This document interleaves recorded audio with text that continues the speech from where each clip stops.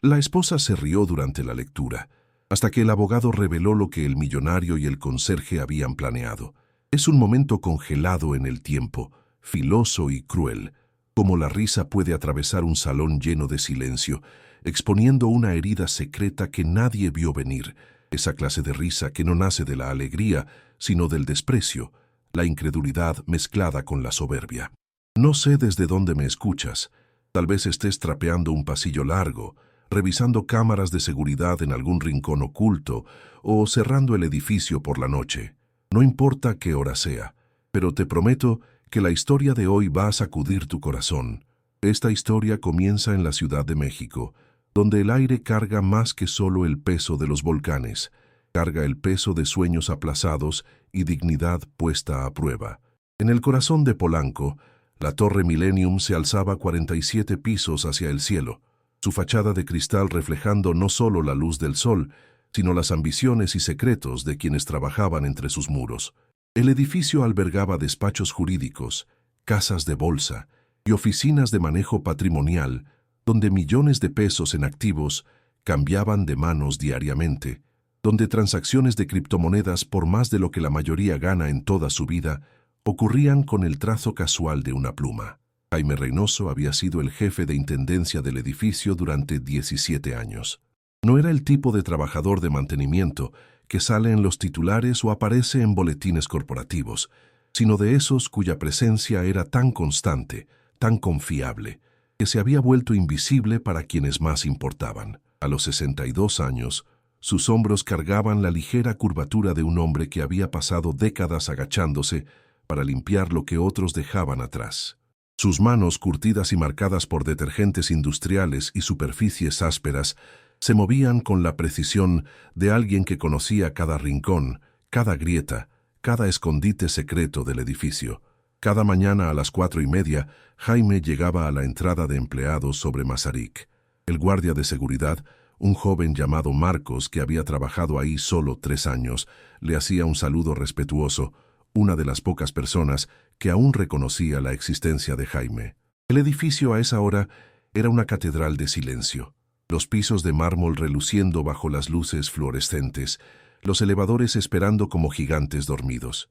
Jaime comenzaba su ritual: revisar los monitores de seguridad, vaciar los botes de basura de los pisos superiores, asegurar que los sanitarios ejecutivos estuvieran impecables antes de que llegara la primera ola de trajes a las 7. La ironía no se le escapaba. Él sabía más sobre los habitantes del edificio de lo que ellos podrían imaginar jamás.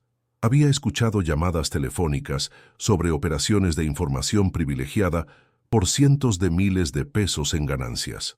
Había visto direcciones de billeteras de criptomonedas garabateadas en servilletas y tiradas a la basura, representando fortunas en Bitcoin que la mayoría de la gente ni podía comprender. Había limpiado oficinas donde se planeaban manipulaciones bursátiles con whisky caro, donde disputas por herencias de millones de pesos se desarrollaban en susurros acalorados. Jaime se había convertido en un archivo viviente de los secretos del edificio, aunque nadie sospechaba que el hombre silencioso con el carrito de limpieza poseía conocimiento tan peligroso. Carlos San Claudio ocupaba la oficina del penthouse en el piso 47. Su firma de manejo patrimonial controlaba portafolios de inversión por más de 2.000 millones de pesos, con clientes que iban desde empresarios tecnológicos hasta familias de abolengo, cuyos activos incluían desde bienes raíces en Las Lomas hasta reservas de oro almacenadas en bancos suizos. Carlos mismo valía aproximadamente 50 millones de pesos. Su patrimonio construido sobre una combinación de inversiones inteligentes, alianzas estratégicas y lo que le gustaba llamar ingeniería financiera creativa. Su esposa, Elena, pasaba sus días manejando su calendario social y su considerable portafolio bursátil, aunque prefería ir de compras en Antara a analizar rendimientos de dividendos. Jaime había observado a Carlos durante años. Lo había visto en sus momentos privados cuando la oficina estaba vacía, excepto por el personal de limpieza. Había observado el estrés creciente del hombre mientras los investigadores federales comenzaban a rondar su firma como zopilotes, atraídos por rumores de fraude de valores y lavado de dinero. Jaime había visto a Carlos quemando documentos en la chimenea del baño ejecutivo. Lo había observado transferir grandes sumas a cuentas de criptomonedas en el extranjero. Incluso había encontrado USB con archivos encriptados tirados descuidadamente en botes de basura. La oficina del penthouse era la fortaleza de Carlos, decorada con tapetes persas que valían más que el salario anual de Jaime, paredes forradas con libros de primera edición y pinturas originales de artistas cuyos nombres aparecían regularmente en las subastas de Morton. La joya de la corona de la oficina era el collar de diamantes de la abuela de Elena, exhibido en una vitrina de cristal hecha a la medida, una reliquia familiar valuada en más de 300,000 pesos, cuya póliza de seguro sola costaba más de lo que Jaime ganaba en 3 años. El collar era más que joyería, era un símbolo de riqueza generacional, de sangre más azul que el cielo de Cuernavaca en invierno. Pero Jaime veía lo que otros no notaban. Se daba cuenta de cómo temblaban las manos de Carlos cuando pensaba que nadie lo veía, cómo había comenzado a trabajar hasta más tarde por las noches, cómo sus llamadas telefónicas se habían vuelto cada vez más desesperadas. Escuchaba fragmentos de conversaciones sobre activos congelados, sobre citatorios federales, sobre la necesidad de liquidar inversiones rápidamente antes de que las paredes se cerraran completamente. Jaime entendía que el imperio de Carlos, construido sobre una base de compras apalancadas e instrumentos financieros cuestionables, comenzaba a desmoronarse como castillos de arena ante una marea creciente. La relación entre Jaime y los residentes élite del edificio era de profunda desigualdad, marcada por el tipo de desprecio casual que la riqueza suele mostrar hacia quienes la sirven. Elena San Claudio era particularmente cruel, tratando a Jaime como si fuera parte del mobiliario del edificio más que un ser humano. Pasaba junto a él mientras hablaba fuerte por teléfono sobre opciones bursátiles y ganancias de capital, nunca reconociendo su presencia ni siquiera cuando él le sostenía las puertas del elevador. Se quejaba de él con la administración del edificio cada vez que encontraba la más mínima imperfección, como si su mera existencia fuera una afrenta a sus sensibilidades refinadas. Los otros residentes siguieron su ejemplo. Emilia Watson, una ambiciosa socia junior en uno de los despachos jurídicos, ponía los ojos en blanco cada vez que Jaime aparecía en su visión periférica, como si su uniforme y carrito de limpieza fueran contaminación visual en su mundo perfectamente curado. La doctora Helena Morrison, cuya práctica se especializaba en procedimientos cosméticos para la élite capitalina, literalmente se desviaba alrededor de Jaime como si fuera un obstáculo, nunca haciendo contacto visual, nunca ofreciendo siquiera la cortesía de un reconocimiento humano básico. Pero Jaime lo soportaba todo con dignidad silenciosa, entendiendo que su crueldad revelaba más sobre ellos que sobre él. Había aprendido hacía mucho que la necesidad de algunas personas de sentirse superiores requería que otros se sintieran pequeños, que la riqueza sin sabiduría a menudo producía arrogancia sin empatía. Continuó su trabajo, continuó sus observaciones, continuó construyendo su archivo invisible de sus secretos, aunque nunca imaginó lo valiosa que esa información eventualmente se volvería. La mañana del 15 de marzo comenzó como cualquier otra, con Jaime llegando antes del amanecer para comenzar su limpieza sistemática de los pisos superiores. El sistema de calefacción del edificio tarareaba su melodía familiar y los cables del elevador cantaban sus canciones de cuna mecánicas mientras los madrugadores comenzaban a llegar alrededor de las 6:30. Jaime estaba en el piso 45, paseando metódicamente botes de basura y limpiando superficies, cuando escuchó la primera conmoción resonando desde el nivel del penthouse. Para las 8, oficiales de policía estaban apostados por todo el edificio, sus radios crepitando con códigos oficiales y lenguaje procedimental. El rumor se extendió como pólvora por las oficinas. El collar de diamantes de Elena San Claudio había desaparecido de su vitrina supuestamente segura. La reliquia familiar, asegurada por 300,000 pesos pero que valía mucho más en valor sentimental, había desaparecido sin dejar rastro. La vitrina de cristal no mostraba señales de entrada forzada. El sistema de seguridad no había registrado actividad inusual y la oficina del penthouse había estado cerrada con llave toda la noche. Jaime se enteró del robo no por ningún anuncio oficial, sino por escuchar conversaciones mientras continuaba sus rondas. Escuchó a guardias de seguridad comparando notas, a oficiales de policía revisando grabaciones de vigilancia, al mismo Carlos San Claudio haciendo llamadas frenéticas a compañías de seguros e investigadores privados. La investigación comenzó inmediatamente, con detectives entrevistando a todos los que tenían acceso al nivel del penthouse. Cuando interrogaron a Jaime, su tono ya era acusatorio. El detective Morales, un hombre corpulento con ojos cansados que parecía haber decidido ya la culpabilidad de Jaime, hizo preguntas puntuales sobre su paradero, su situación financiera, su conocimiento de los sistemas de seguridad del edificio. Jaime respondió honestamente, explicando que había estado en el piso 45 toda la mañana, que varias personas podían verificar su presencia ahí, que nunca había tocado siquiera la vitrina de cristal que contenía el collar. Pero la honestidad significaba poco frente al prejuicio y las suposiciones. En cuestión de horas, comenzaron a circular rumores por el edificio de que el conserje, el hombre que tenía acceso a cada oficina, cada cuarto, cada espacio secreto, debía ser el responsable. Después de todo, ¿quién más podría haber cometido un trabajo desde adentro tan perfecto? ¿Quién más tendría tanto la oportunidad como la desesperación para robar algo tan valioso? La lógica era circular y cruel. Jaime era pobre, por lo tanto estaba desesperado. Estaba desesperado, por lo tanto era culpable. Elena San Claudio encabezó la campaña en su contra, su voz alzándose con indignación mientras hablaba con cualquiera que la escuchara. «Tiene que ser él», declaraba a un grupo de residentes reunidos en el vestíbulo principal. «¿Quién más ha estado merodeando por nuestras oficinas, escuchando nuestras conversaciones, observando cada uno de nuestros movimientos? Siempre me he sentido incómoda con ese hombre acechando por ahí. Hay algo sospechoso en él, algo en lo que no se puede confiar». Su voz llevaba la autoridad de la riqueza heredada y posición social, el tipo de voz que la gente escuchaba no por sabiduría, sino por poder. La acusación ganó impulso a pesar de la completa falta de evidencia. Carlos San Claudio, desesperado por dirigir la atención lejos de sus propios problemas legales crecientes, estuvo de acuerdo con la evaluación de su esposa. «Hemos sido muy confiados», dijo durante una junta de emergencia del edificio organizada a prisa. «Hemos permitido que alguien de carácter cuestionable tenga acceso a nuestros espacios más privados.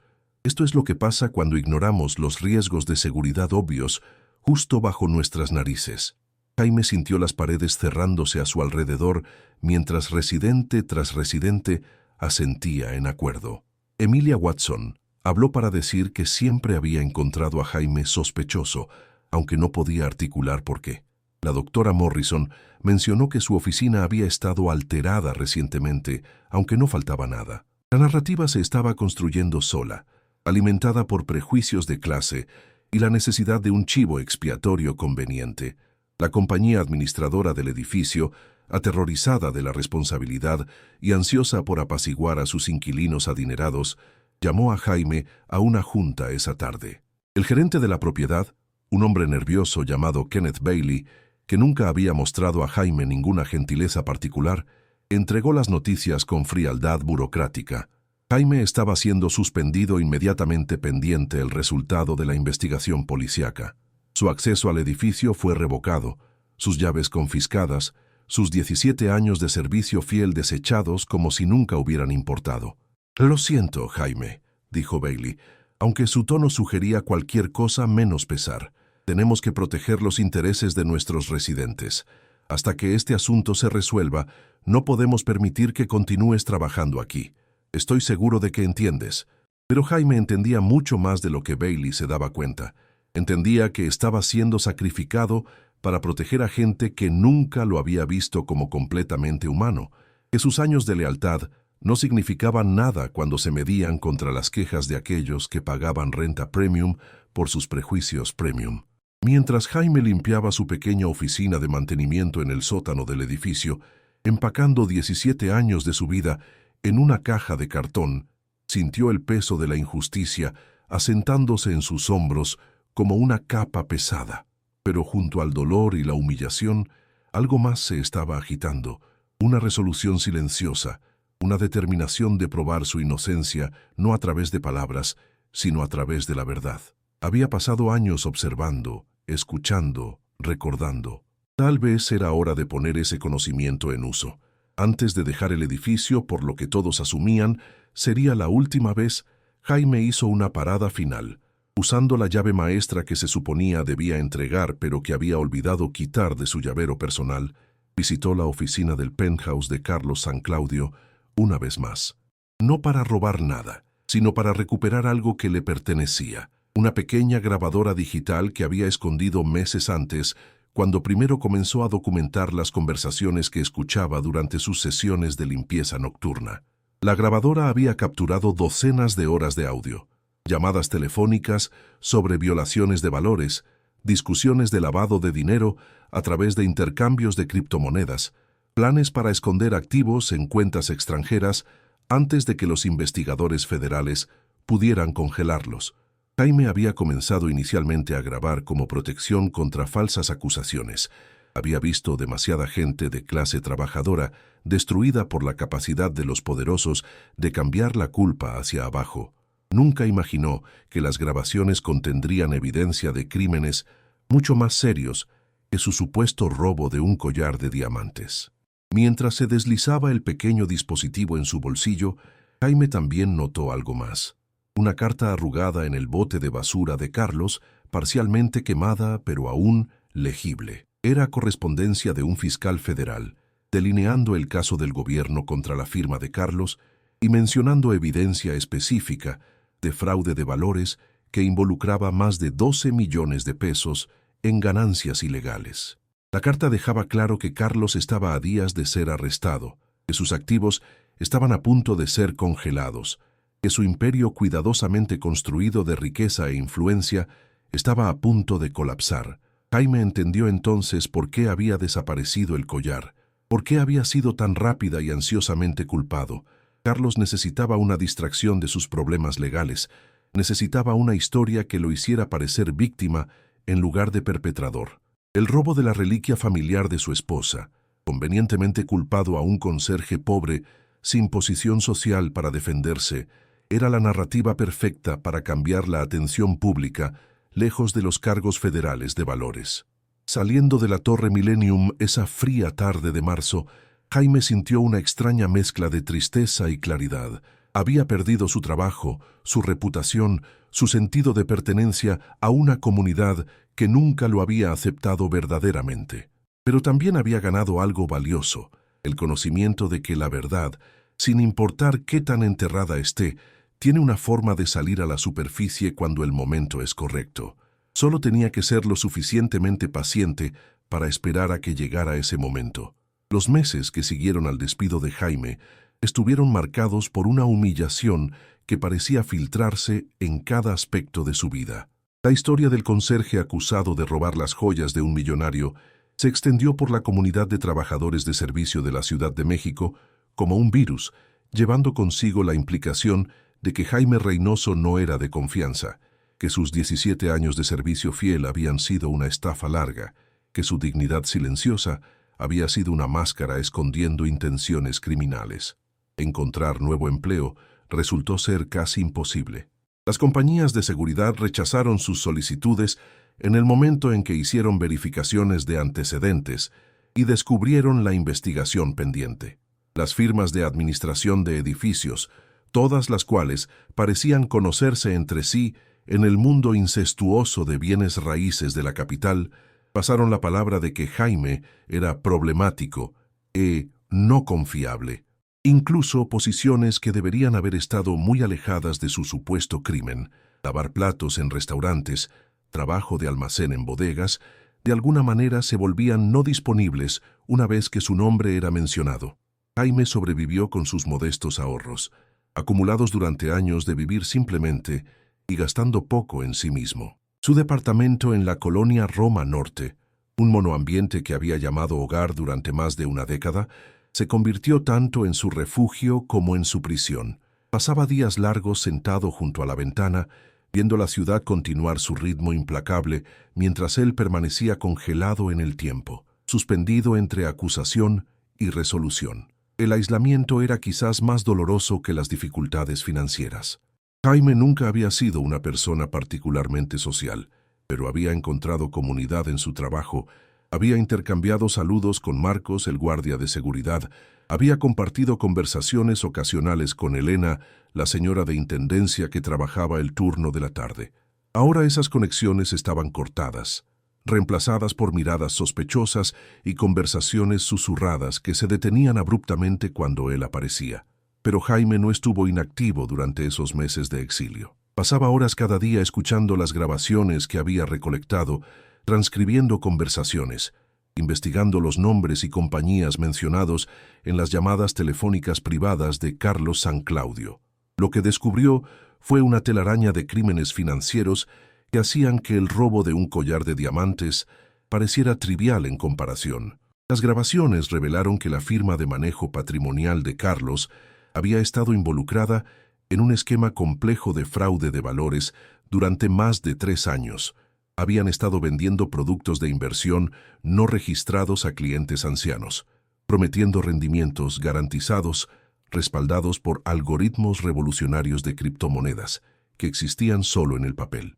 La firma había recaudado más de 40 millones de pesos de jubilados que buscaban inversiones seguras para sus ahorros de toda la vida, dinero que había sido desviado a las cuentas personales de Carlos y gastado en bienes raíces de lujo, arte caro y especulación bursátil de alto riesgo. Jaime se enteró de que la investigación federal estaba más avanzada de lo que cualquiera se daba cuenta. El FBI había estado construyendo un caso durante 18 meses, recolectando evidencia de múltiples fuentes, preparándose para hacer arrestos que implicarían no solo a Carlos, sino a varias otras figuras prominentes en la comunidad financiera de la Ciudad de México.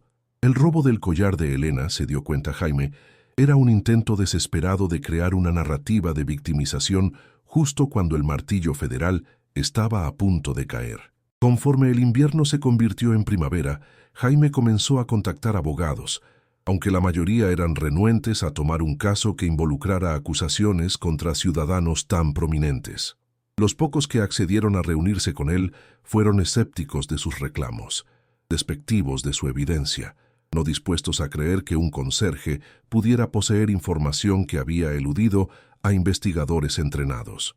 Un abogado, de hecho, se rió cuando Jaime mencionó las grabaciones, sugiriendo que tal vez debería enfocarse en encontrar un nuevo trabajo en lugar de perseguir teorías de conspiración. Pero Jaime persistió, impulsado por algo más profundo que un deseo de vindicación personal. Había pasado 17 años viendo gente poderosa tratar a individuos de clase trabajadora como desechables.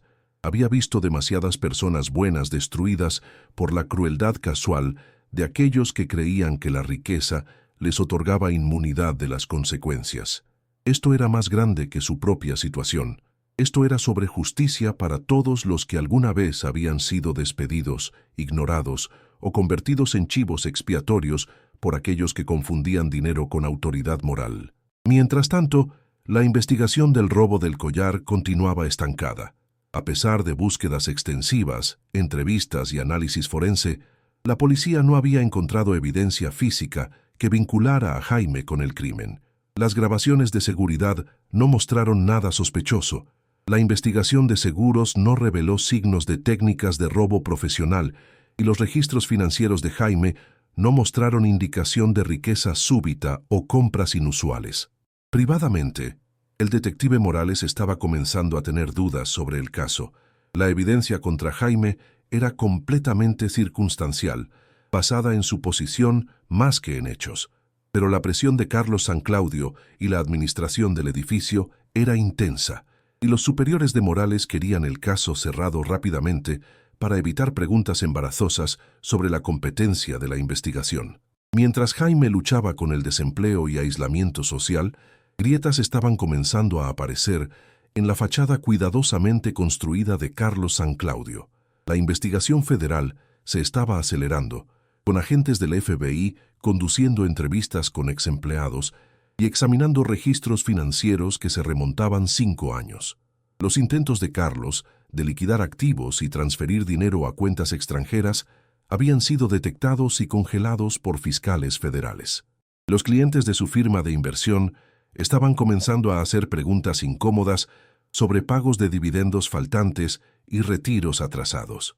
El estrés estaba tomando un peaje visible tanto en Carlos como en Elena. Vecinos reportaron ver luces encendidas en la oficina del penthouse a todas horas de la noche, escuchar voces alzadas y el sonido de papeles siendo triturados. Las expediciones de compras de Elena en Antara se volvieron menos frecuentes, su arrogancia usual reemplazada por una energía nerviosa que sugería que entendía qué tan precaria se había vuelto su situación.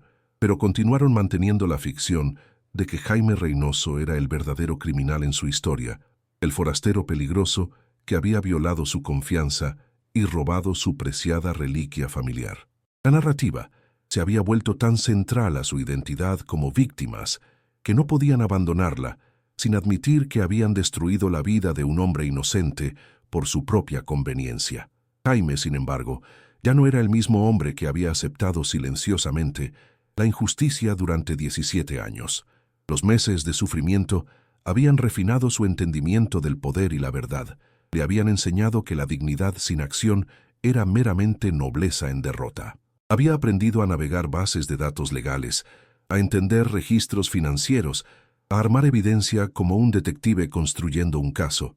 Más importante, había aprendido que a veces el arma más poderosa contra la injusticia es la paciencia combinada con preparación. La primavera dio paso al verano, y aún el caso permanecía oficialmente abierto, pero prácticamente abandonado.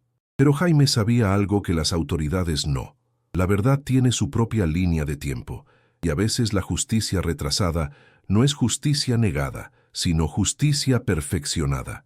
Continuó su documentación meticulosa, su investigación cuidadosa, su construcción paciente de un caso que eventualmente sacudiría la fundación de todo lo que Carlos San Claudio había construido. El principio del fin llegó en una mañana abrasadora de julio, cuando agentes del FBI arrestaron a Carlos San Claudio en su casa, acusándolo de fraude de valores, lavado de dinero y conspiración para defraudar inversionistas. La orden de arresto detallaba un esquema que había defraudado a clientes ancianos de más de 40 millones de pesos, dinero que había sido canalizado a través de un laberinto de compañías fantasma e intercambios de criptomonedas antes de aterrizar en las cuentas de inversión personal de Carlos. La cobertura de noticias locales fue extensiva, con reporteros acampando afuera de la Torre Millennium y entrevistando a residentes conmocionados que aseguraban que nunca sospecharon que su vecino fuera capaz de tales crímenes. La historia tenía todos los elementos que capturan la atención pública. Un financiero adinerado caído en desgracia, víctimas ancianas robadas de los ahorros de su vida, instrumentos financieros exóticos que la mayoría de la gente no entendía, pero instintivamente desconfiaba. Pero Jaime estaba viendo la cobertura desde su pequeño departamento con sentimientos encontrados. Mientras se sintió vindicado por el arresto de Carlos, confirmaba lo que había descubierto durante sus meses de investigación. Los cargos no tenían nada que ver con el collar de diamantes o su propia acusación errónea. Permanecía suspendido de su trabajo, su reputación aún manchada por alegaciones que nunca se habían probado, pero nunca se habían desestimado formalmente. El caso federal contra Carlos se movió rápidamente por el sistema de cortes.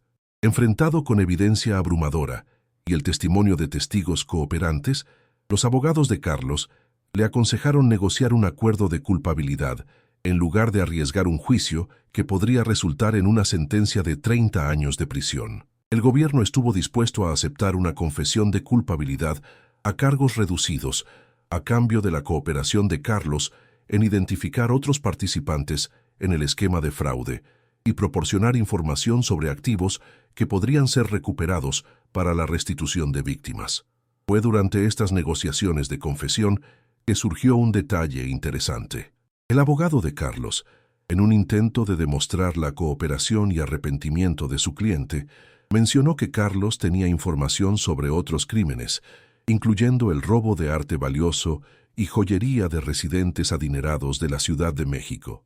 El fiscal federal, intrigado por esta posible pista, pidió información más específica. Lo que Carlos reveló fue una confesión de que había orquestado la desaparición del collar de diamantes de su esposa como un intento desesperado de crear una distracción de sus problemas legales crecientes.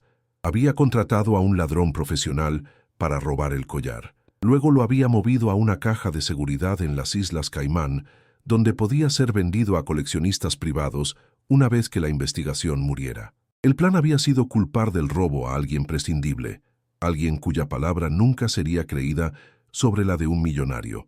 Jaime Reynoso, explicó Carlos a los fiscales federales, había sido el chivo expiatorio perfecto, un conserje sin conexiones sociales, sin amigos poderosos, sin plataforma desde la cual defenderse.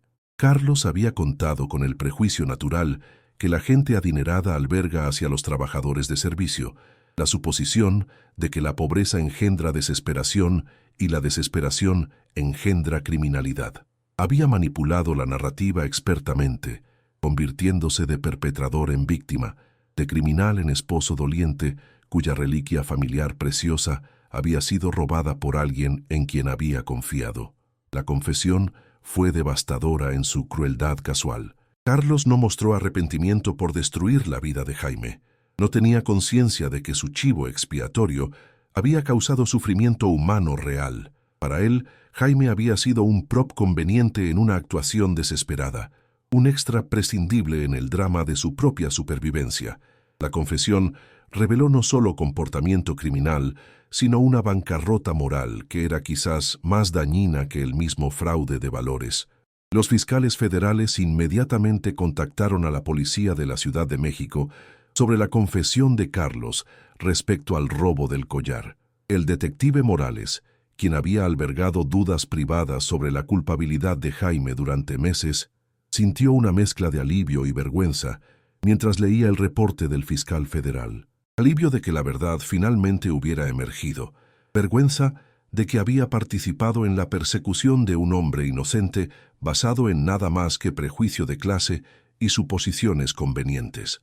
Las ruedas de la burocracia se movieron lentamente, pero se movieron. Jaime Reynoso fue oficialmente exonerado de toda sospecha en el robo del collar, y los cargos fueron formalmente retirados. La compañía administradora del edificio, aterrorizada de posibles demandas y mala publicidad, ofreció reinstalar a Jaime inmediatamente con pago completo retroactivo y una disculpa formal. Pero Jaime ya no estaba interesado en simplemente regresar a su vida anterior. Los meses de lucha e investigación lo habían cambiado. Habían revelado capacidades y fortalezas que no sabía que poseía. Había aprendido a investigar documentos legales, a analizar registros financieros, a entender la red compleja de relaciones que conectaba a la élite adinerada de la Ciudad de México. Más importante, había aprendido que sus años de observación silenciosa tenían valor, que su conocimiento de los secretos del edificio podía ser puesto en uso de formas que nunca se había imaginado. En lugar de aceptar la reintegración como conserje, Jaime se acercó a los fiscales federales con una propuesta. Tenía grabaciones y documentación que podrían ayudarles a entender el alcance completo de los crímenes financieros que se cometían en los edificios de oficinas de la Ciudad de México. Había sido testigo de conversaciones y observado comportamientos que podrían llevar a investigaciones y procesamientos adicionales. Se ofreció a servir como consultor a las autoridades, usando su posición única y conocimiento extensivo para ayudar a proteger a otras personas de clase trabajadora de ser victimizadas por los ricos y poderosos. Los fiscales fueron inicialmente escépticos, pero conforme revisaron la evidencia de Jaime y escucharon sus grabaciones, se dieron cuenta de que poseía un tesoro de información sobre crímenes de cuello blanco en el distrito financiero de la Ciudad de México. Sus 17 años de presencia invisible en la Torre Millennium le habían dado acceso a secretos que incluso investigadores entrenados tendrían dificultades para descubrir. Se trabajó un nuevo arreglo. Jaime sería empleado como consultor civil para un grupo de trabajo federal conjunto que investigaba crímenes financieros. Su trabajo sería usar su experiencia y conocimiento para ayudar a identificar patrones de comportamiento sospechoso, sugerir áreas para investigación, proporcionar contexto y antecedentes que solo alguien con su perspectiva única podría ofrecer. La transformación fue notable.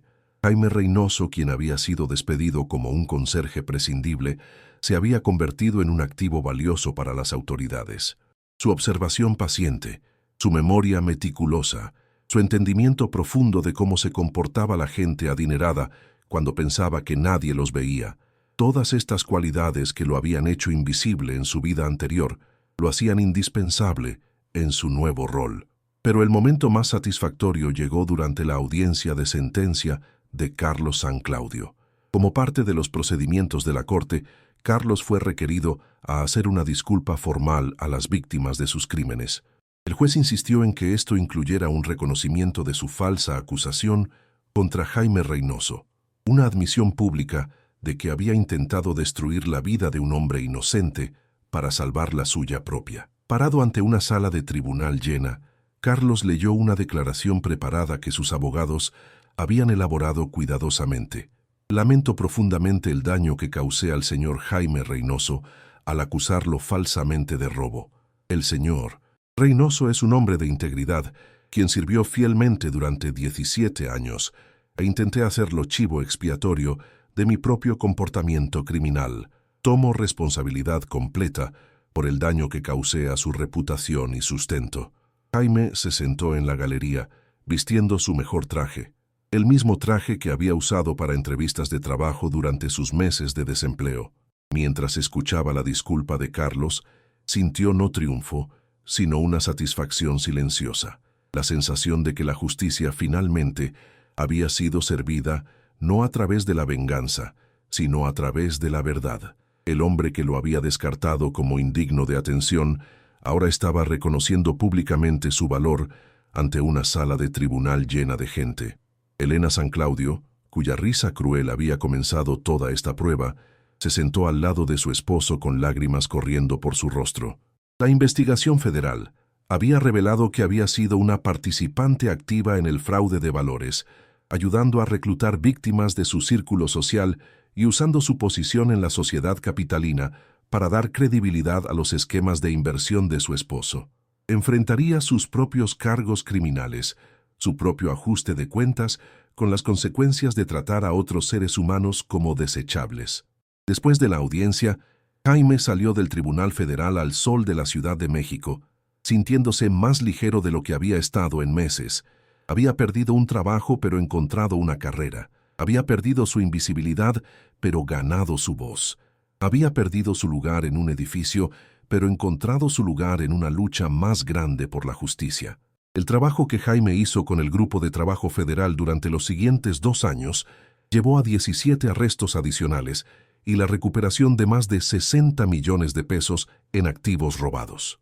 Su habilidad para reconocer patrones de comportamiento, para interpretar conversaciones y documentos que otros podrían descartar, para entender la cultura y mentalidad de la élite financiera de la Ciudad de México, resultó invaluable para investigadores que habían sido entrenados para atrapar criminales, pero no necesariamente para entenderlos. Su trabajo de consultoría también llevó a cambios en cómo las autoridades federales se acercaban a las investigaciones de crímenes de cuello blanco. Las percepciones de Jaime sobre las vidas y rutinas de los trabajadores de servicio, su acceso a información, su invisibilidad para los ricos, su valor potencial como fuentes y testigos, resultaron en nuevos programas de entrenamiento que enseñaron a investigadores cómo identificar y cultivar relaciones con las personas que veían todo pero rara vez eran preguntadas sobre lo que habían observado. Pero tal vez el cambio más significativo fue en Jaime mismo. El conserje silencioso y deferente, que había aceptado la injusticia como inevitable, se había transformado en un profesional confiado que entendía su propio valor e insistía en que otros lo reconocieran también. Había aprendido que la dignidad no era algo que pudiera ser otorgado o quitado por otros. Era algo que venía de adentro, de saber que habías actuado con integridad incluso cuando nadie estaba viendo. 3 años después de su acusación errónea, Jaime recibió un visitante inesperado en su nueva oficina en el edificio federal del centro. Marcos, el joven guardia de seguridad que siempre lo había tratado con respeto, había venido a agradecerle por el ejemplo que había establecido. Marcos había testificado en varios de los casos que crecieron de la investigación inicial de Jaime. Había ayudado a los fiscales a entender los sistemas de seguridad y patrones de acceso que habían permitido que los crímenes financieros continuaran sin ser detectados. «Me mostraste que prestar atención importa», le dijo Marcos a Jaime, «que aunque la gente no piense que eres importante, lo que ves y recuerdas puede hacer una diferencia. Estoy regresando a la escuela para estudiar justicia criminal. Quiero hacer lo que estás haciendo, ayudar a atrapar a la gente que se cree intocable». Jaime sintió una satisfacción profunda escuchando las palabras de Marcos. El joven hombre representaba algo que no había existido antes, una red de gente observadora y reflexiva en posiciones de servicio que entendía que su trabajo tenía valor más allá de solo mantener edificios limpios y seguros. Eran los ojos y oídos de la justicia, los guardianes invisibles que podían proteger a sus comunidades de aquellos que las explotarían y dañarían. Conforme pasaron los años, la reputación de Jaime creció dentro de los círculos de autoridades. Fue invitado a hablar en conferencias sobre crímenes de cuello blanco, a entrenar investigadores sobre la cultura de riqueza y poder, a consultar en casos que involucraban fraude financiero y corrupción. Su historia se convirtió en estudio de caso en programas de criminología, un ejemplo de cómo la persona correcta, en el lugar correcto, en el momento correcto, podría hacer una diferencia enorme en la lucha contra el crimen. Pero Jaime nunca olvidó sus raíces o la comunidad de la que venía. Estableció una fundación para proporcionar ayuda legal y servicios de apoyo a personas de clase trabajadora que habían sido acusadas erróneamente de crímenes o abusadas por sus empleadores. La fundación operaba bajo el principio de que todos merecen dignidad y justicia, sin importar su posición social o estatus económico. La Torre Millennium, mientras tanto, pasó por cambios significativos. La compañía administradora del edificio, escarmentada por el escándalo y la responsabilidad legal que habían evitado por poco, implementó nuevas políticas respecto al tratamiento de empleados y quejas de inquilinos. Establecieron un programa de ombudsman para asegurar que las acusaciones contra trabajadores de servicio fueran investigadas a fondo antes de que cualquier acción disciplinaria fuera tomada. Elena San Claudio, después de servir 18 meses en prisión federal, intentó reconstruir su vida en la Ciudad de México, pero su rol en el fraude de valores y su tratamiento cruel de Jaime Reynoso la habían convertido en paria en los círculos sociales que una vez había dominado. Eventualmente se mudó a Mérida, donde vivía silenciosamente con la modesta cantidad de dinero que no había sido confiscada por fiscales federales. Carlos San Claudio cumplió 4 años en prisión federal antes de ser liberado a una casa de transición en Puebla.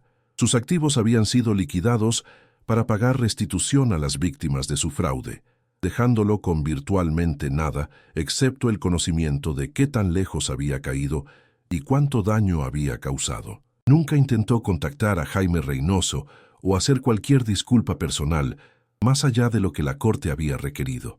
El collar de diamantes fue eventualmente recuperado de la caja de seguridad de las Islas Caimán y regresado a la propiedad legítima, aunque para entonces se había vuelto más un símbolo que una reliquia familiar atesorada. La compañía de seguros lo donó a un museo donde fue exhibido junto con información sobre el caso y las lecciones que enseñó sobre justicia, dignidad y el poder de la verdad. Jaime Reynoso continuó su trabajo con las autoridades federales por varios años, más antes de eventualmente retirarse para escribir un libro sobre sus experiencias. El libro, titulado El Testigo Invisible, se convirtió en bestseller y fue adaptado en un documental que ganó varios premios por su retrato del heroísmo de clase trabajadora y la importancia de prestar atención a aquellos que la sociedad pasa por alto. En tardes silenciosas en su departamento cómodo, uno muy diferente del estrecho de un cuarto que había habitado durante sus meses de desempleo, Jaime a veces pensaba sobre el momento cuando la risa de Elena San Claudio había llenado esa oficina del abogado, tan confiada y cruel. Recordaría cómo esa risa había cambiado a lágrimas, cómo las tornas se habían volteado tan completamente que los acusadores se convirtieron en los acusados, los poderosos se volvieron los impotentes. Pero no encontraba placer en su caída. Lo que lo satisfacía no era su castigo, sino el conocimiento de que la justicia había sido servida, que la verdad había prevalecido sobre el engaño, que el sistema eventualmente había trabajado para alguien como él en lugar de en su contra. Había aprendido que la dignidad no viene del reconocimiento de otros, sino de saber que has actuado con integridad, que el poder no viene de la riqueza, sino de defender lo correcto, que la visibilidad no viene del estatus, sino de tener algo importante que decir y el valor de decirlo. La historia de Jaime se convirtió en parte del folclore de la Ciudad de México, contada y recontada, en comunidades por toda la ciudad donde la gente trabajaba duro por salarios modestos y a veces se preguntaba si alguien notaba sus contribuciones o se preocupaba por sus luchas.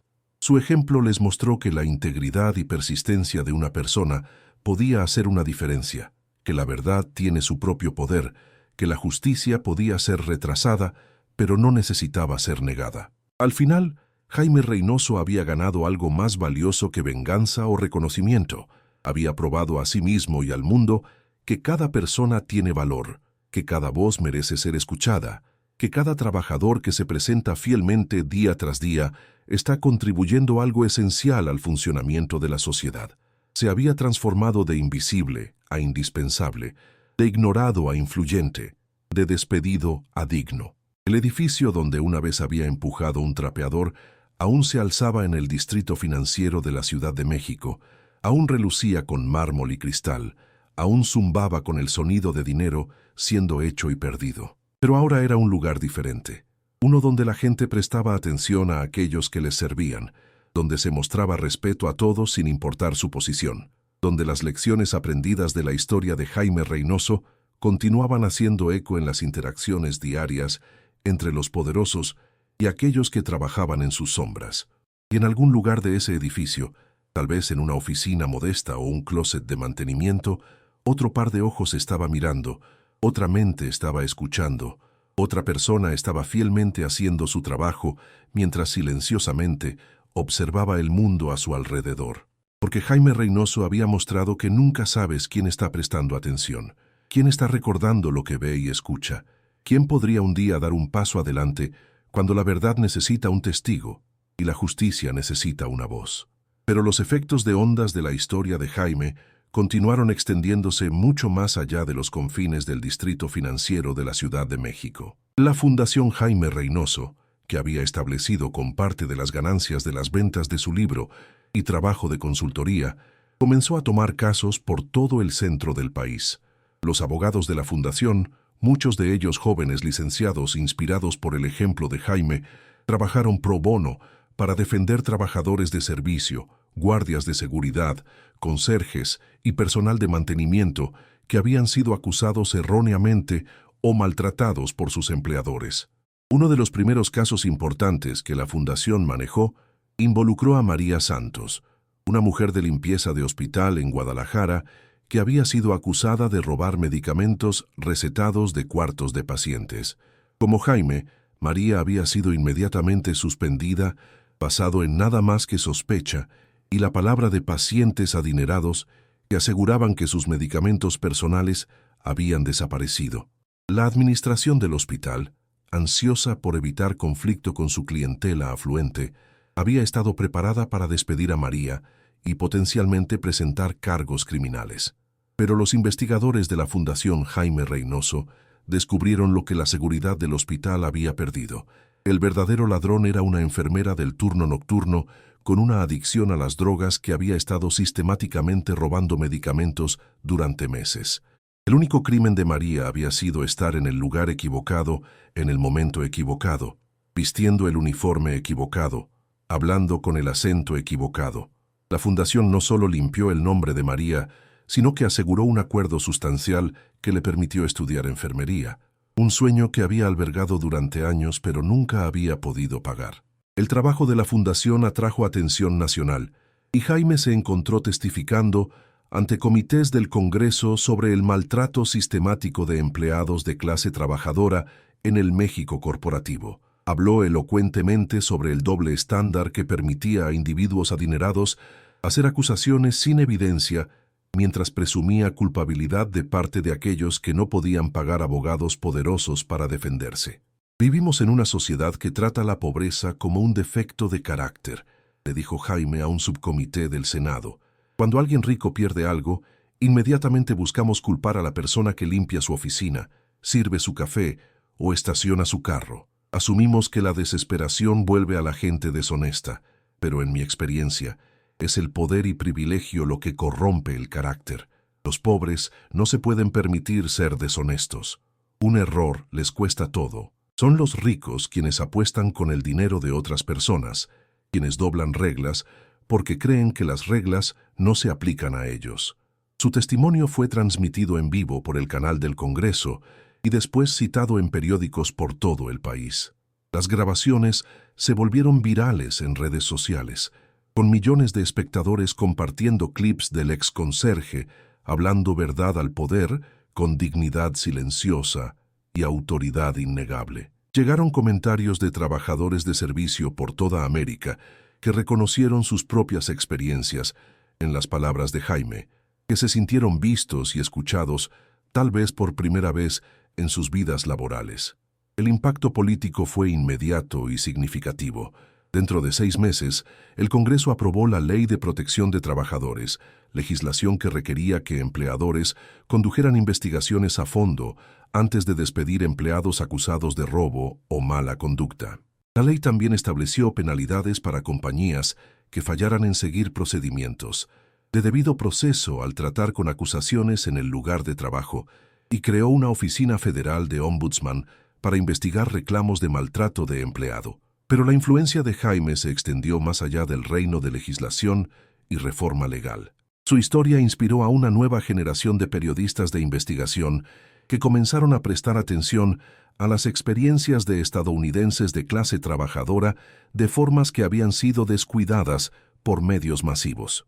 Los reporteros comenzaron a pasar tiempo con conserjes, guardias de seguridad, trabajadores de servicio de comida y personal de mantenimiento, descubriendo una riqueza de historias no contadas sobre dignidad, resistencia y heroísmo silencioso frente a indiferencia sistemática. Una de esas periodistas, Sara Menéndez, del periódico Reforma, pasó 6 meses incrustada con equipos de limpieza en edificios de oficinas por toda la zona metropolitana de la Ciudad de México. Su serie resultante, La Fuerza Laboral Invisible, reveló robo de salarios generalizado, condiciones de trabajo inseguras y maltrato sistemático de trabajadores de servicio en algunos de los edificios más prestigiosos de la nación. La serie ganó un Premio Nacional de Periodismo y llevó a investigaciones federales que recuperaron millones de pesos en salarios no pagados.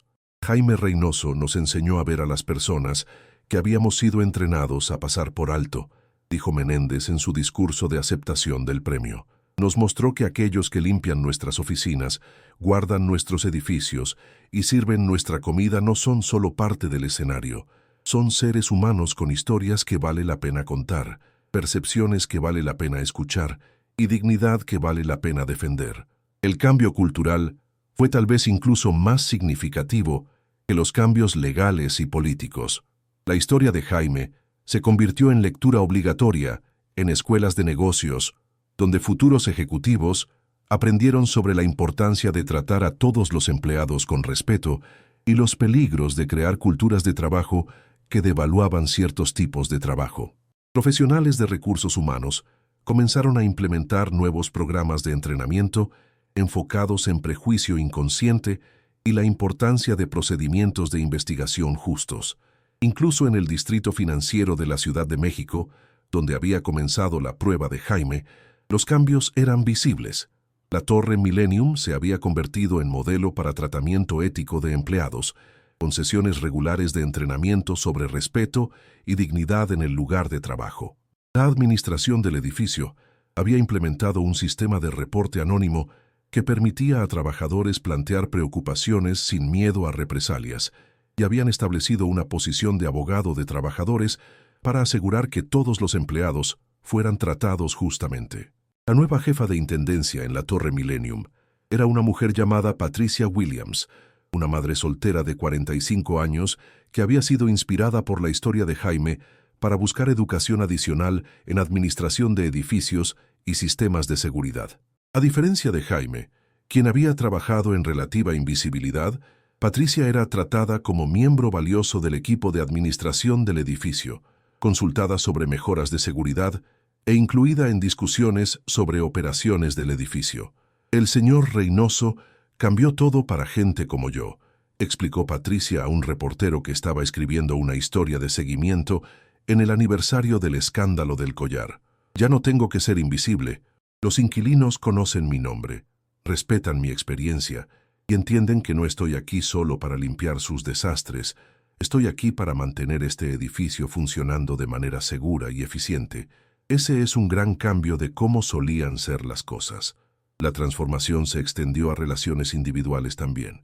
Emilia Watson, la socia junior que una vez había puesto los ojos en blanco ante la presencia de Jaime, se había convertido en defensora de derechos de trabajadores dentro de su despacho jurídico. Había presionado exitosamente por la creación de un programa pro bono que proporcionaba servicios legales a trabajadores de servicio enfrentando disputas de empleo y regularmente ofrecía su tiempo como voluntaria con la Fundación Jaime Reynoso. Yo era parte del problema, admitió Watson durante una discusión de panel sobre cultura del lugar de trabajo y prejuicio de clase. Vi a Jaime todos los días durante años, pero nunca realmente lo vi como persona. Estaba tan envuelta en mis propias ambiciones, mi propio sentido de importancia, que olvidé que todos merecen decencia humana básica. La historia de Jaime me forzó a confrontar mis propios prejuicios y a preguntarme qué tipo de persona quería ser. La doctora Elena Morrison, la cirujana cosmética que literalmente se había desviado alrededor de Jaime como si fuera un obstáculo, había pasado por su propia transformación. Había establecido una fundación caritativa que proporcionaba servicios médicos gratuitos a trabajadores de servicio y sus familias, y se había convertido en defensora vocal de reforma de salud que aseguraría que toda la gente trabajadora tuviera acceso a atención médica de calidad sin importar su estatus de empleo. Mi madre limpió oficinas durante 30 años, reveló la doctora Morrison durante una presentación de conferencia médica sobre equidad de salud. Crió 5 hijos con el salario de una mujer de limpieza, trabajó turnos dobles para pagar mi educación médica y nunca se quejó de la gente que la trataba como si no importara. Cuando escuché la historia de Jaime Reynoso, me di cuenta de que me había convertido exactamente en el tipo de persona que había hecho la vida de mi madre más difícil. Había olvidado de dónde venía y cómo se veía la dignidad real. Los cambios no se limitaron a aquellos que habían perjudicado directamente a Jaime. Por toda la Ciudad de México y todo el país, su historia había generado conversaciones sobre clase, dignidad y el valor de todo trabajo honesto. Estudiantes universitarios organizaron foros sobre desigualdad económica y derechos de trabajadores. Congregaciones religiosas discutieron las obligaciones morales que vienen con privilegio económico. Grupos comunitarios lanzaron iniciativas para conectar profesionistas de clase media con trabajadores de servicio en sus edificios y vecindarios, fomentando relaciones que cruzaron límites de clase tradicionales. Uno de los desarrollos más conmovedores fue la emergencia de lo que llegó a conocerse como Círculos Reynoso, grupos informales de trabajadores de servicio que se reunían regularmente para compartir sus experiencias, apoyarse mutuamente a través de desafíos del lugar de trabajo y abogar colectivamente por mejor tratamiento. Estos grupos se formaron en ciudades por toda México, creando redes de ayuda mutua y solidaridad entre gente que previamente había trabajado en aislamiento.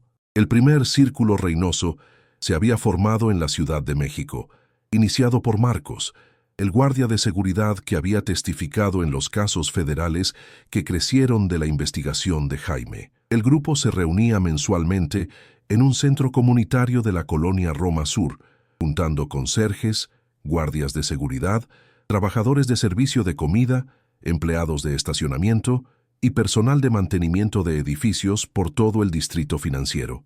Antes del señor Reynoso, todos trabajábamos solos, explicó Marcos a un documentalista que estaba creando una película de seguimiento sobre el impacto duradero de la historia de Jaime. Tal vez nos veíamos en los pasillos o los elevadores, pero no sabíamos los nombres de los demás. No compartíamos nuestras historias. No nos apoyábamos cuando los tiempos se ponían duros. Ahora somos una comunidad. Nos cuidamos, compartimos información sobre empleadores buenos y malos y nos aseguramos de que nadie pase por lo que pasó el señor Reynoso, no solo de todos modos. Los círculos Reynoso se habían convertido en un movimiento nacional, con capítulos en más de 200 ciudades. Proporcionaron no solo apoyo emocional, sino asistencia práctica, referencias de ayuda legal, redes de colocación de trabajo, oportunidades educativas y entrenamiento de defensoría. Muchos miembros habían continuado a buscar educación adicional, comenzar sus propios negocios o convertirse en defensores y organizadores en sus comunidades. Jaime mismo permanecía humilde sobre su rol en inspirar estos cambios.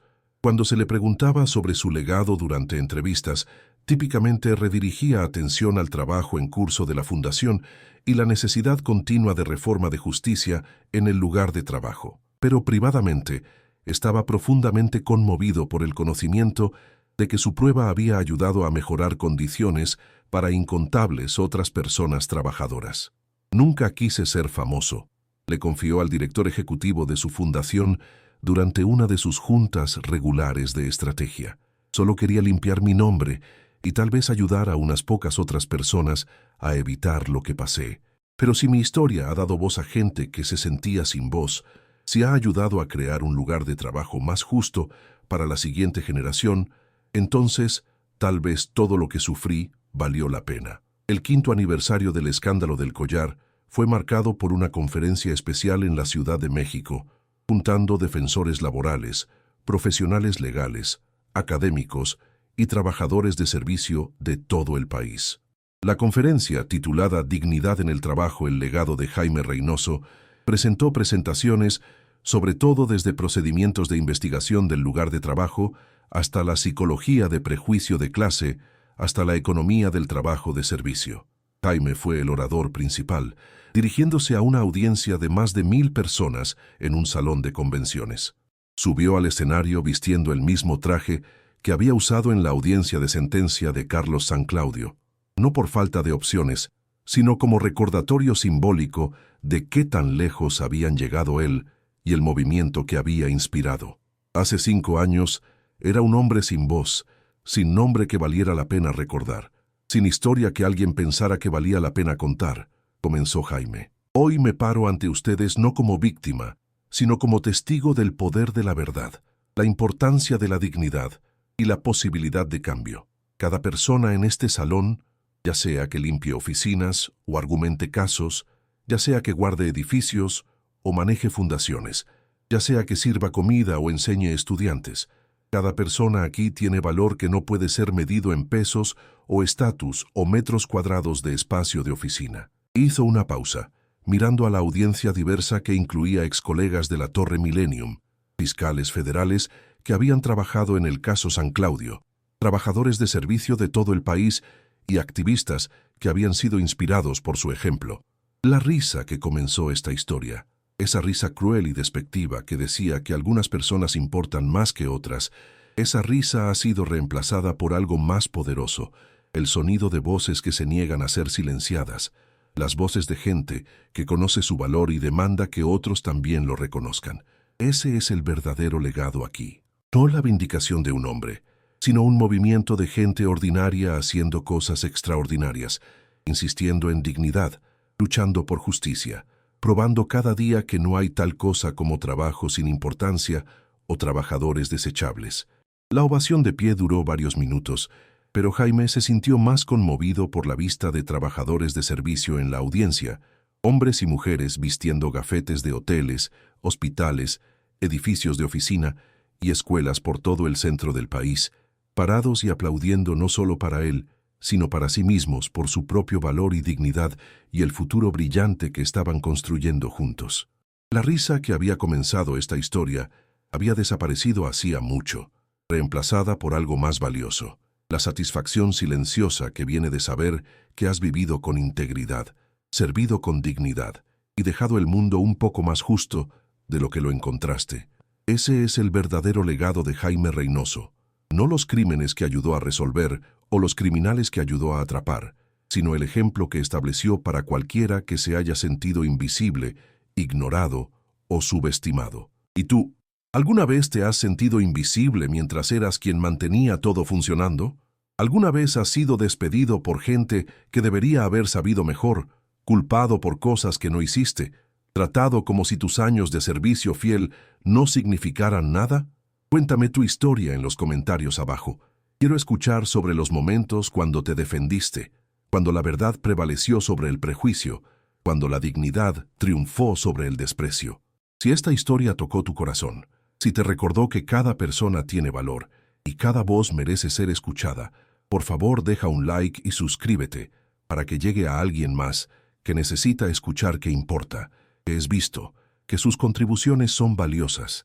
Compártela con alguien que se haya sentido pasado por alto o subestimado. Hazle saber que la historia de Jaime Reynoso también es su historia. Para más historias que celebran la dignidad del trabajo honesto y el poder de defender la verdad, haz clic en el link del podcast a la izquierda. Gracias por caminar este viaje con nosotros, por creer que la justicia importa y que cada persona merece respeto.